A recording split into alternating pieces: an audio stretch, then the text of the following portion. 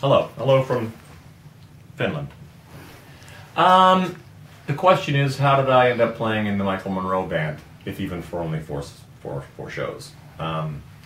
Let's see. It's a long history of myself with Michael Monroe. Of course, I was a massive Hanoi Rocks fan as a kid, and you know, the interesting thing with Hanoi Rocks is they sort of became a little bit of a Loch Ness monster as far as, you know, they had come and created such a wave within the community of anybody who liked music, and then kind of went away. You know, I mean, when Razzle died, it just sort of like it sort of vanished, and Michael carried on, and everybody sort of carried on in their own ways. And then, but I always remained a fan, and anybody you know, most of my, you know, musician friends, we were always sort of on the same page when it came to Hanoi Rocks. Like they were a very revered band, you know, and Michael, of course, continued to make his own music, and everybody else, when we respected everything that they were doing.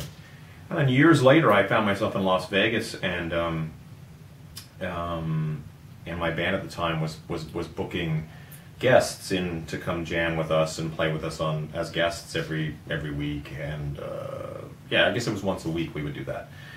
But usually from LA or from somewhere close, because we were in Vegas. So, you know, George Lynch from Doc and East Bay Ray from Dead Kennedys, people like that would come out, and then we started to kind of reach a little further and a little further. And then Sammy Yaffa's name came up, and I was like, Sammy Yaffa from Hanoi Rocks? Oh my God, that would be amazing.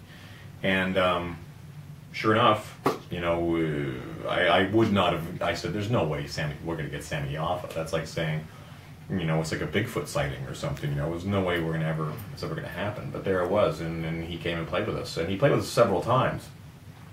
He was with the New York Dolls at the time, so, which was also a big deal for me as well. Not only is Hanoi Rocks a massive deal, but the New York Dolls are a massive deal as well, at least in my world, and in my opinion, in the entire world of music. But so anyway, Sammy's playing with us, and I get to know Sammy, and we play together off and on for, you know, from time to time. And then I ended up getting the Slash gig, and that takes me around the world 100 times, and along the way, sure enough, Michael Monroe suddenly ends up in the equation, jumping up on stage with us whenever we would come through Finland, you know, or wherever Michael just happened to be. He would just sort of find himself on stage with us, and he would sing and stuff like that, and that was always a trip.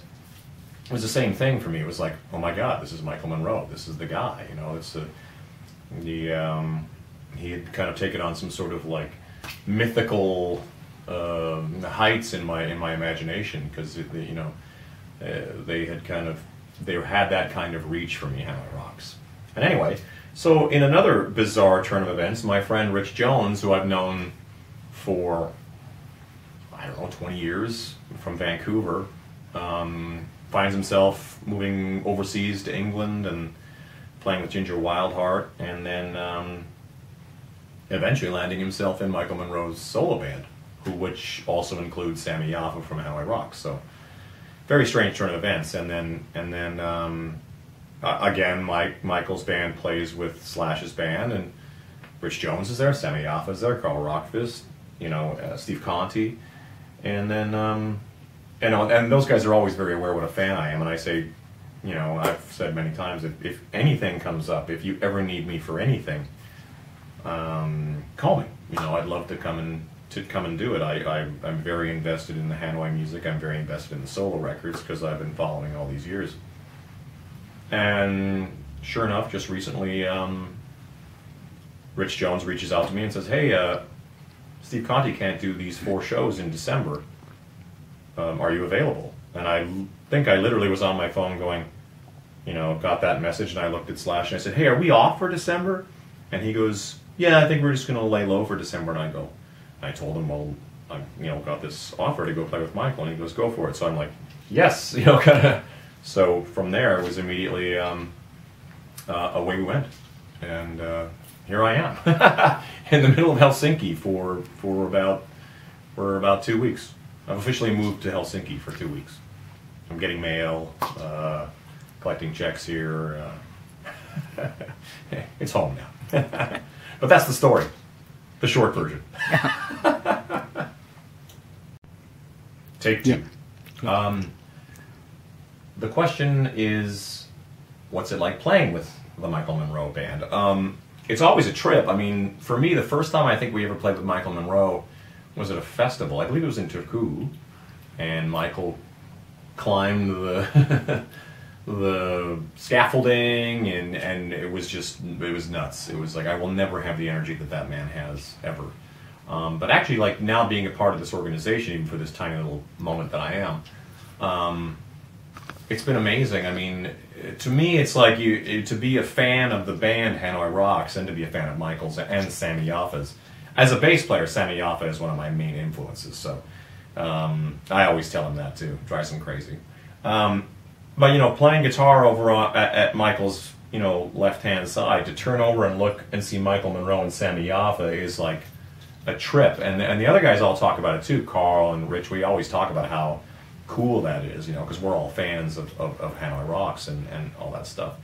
And but I mean, musically, that band is so tight. I'm only saying objectively, like when I'm watching when the band was, you know, when Steve Conti's playing. Steve's one of my favorite guitar players, so I'm watching this band play, and they're just locked in. And Michael is this, you know, just bouncing on top of whatever these guys are doing. So those four guys are really locked in, and Michael can just kind of do his thing. And Michael's one of the greatest showmen in the history of rock. He's part Iggy Pop and part Mick Jagger, you know, and all Michael Monroe. It's an amazing thing. And I mean, I think the band's better than it ever has been, frankly, and I've been following them the whole time. I think that, you know, the band is Rich Jones really adds a lot as far as he writes, he sings, he plays great guitar, and they just seem like a real solid unit now. And but for me, it's just been a trip. You know, it's been a real thrill to be able to play with these guys, to be able to play those songs. I mean, playing Oriental Beat or Tragedy has been like, you know, and Malibu Beach Nightmare and those kind of songs. It's just, you know, it's as big a deal as it is for me when I originally started playing with Slash. You know, playing Night Train or playing Rocket Queen. You know, these are a big part of, not just a part of, like, you know, of history of rock and roll, but also a part of my personal history. You know, my own personal DNA of rock and roll music. So. It's just it's one of the biggest thrills I've had playing music, and I've had a lot.